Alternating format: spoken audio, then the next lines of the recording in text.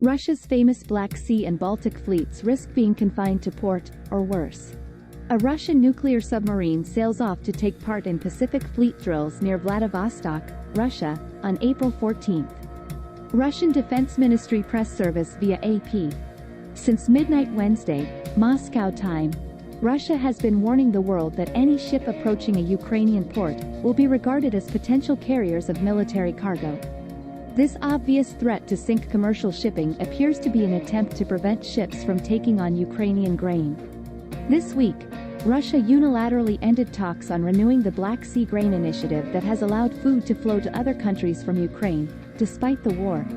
Ukrainian President Volodymyr Zelensky has asked Turkey to join him in a new arrangement to protect grain ships without Russia's involvement. Turkey has yet to respond. The threat to sink commercial shipping marks an escalation that can only be carried out under a state of declared war, said Tanya Grzinski, a naval historian at the Royal Military College in Kingston, Ont. That's something Russian President Vladimir Putin has been anxious to avoid, opting instead to present his war on Ukraine as a special military operation. The new threat may say more about Russia's weakness than its strength, as the strategic balance in the waters around European Russia shifts against it. Nuclear threat from Ukraine war prompts Ottawa to update plans for catastrophe. Ukraine to rely on security guarantees from individual G7 allies until it joins NATO. Canada has promised more than $1.5 billion in military aid to Ukraine. Here's what we know.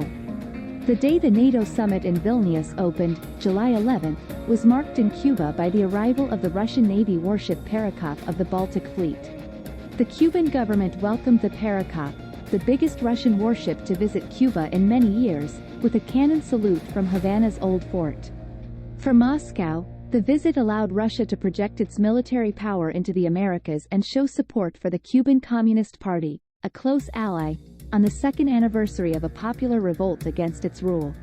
But as the fanfare unfolded in Havana, events in Vilnius that morning and the night before were building a new fence around the Perekop's home ports of St. Petersburg and Kaliningrad. Russia's Baltic Fleet will still be able to sail in peacetime, but it's being strategically bottled up as its home sea becomes a NATO lake. And to the south, Russia's storied Black Sea Fleet, already hurt by the humiliating loss of its flagship Moskva, faces an uncertain future and the possible loss of both its bases and its naval supremacy. One way in, one way out. The Baltic and the Black Sea share a geographical feature. They both have only one slender opening into the world's oceans. In the Baltic, 3 narrow straits separate Denmark from Sweden. The widest, between 2 Danish islands, is a mere 16 kilometers across. Ships seeking to exit the Black Sea to enter the Mediterranean must sail the Bosphorus River and the Dardanelles Strait, both of which are entirely within the territorial waters of NATO member Turkey.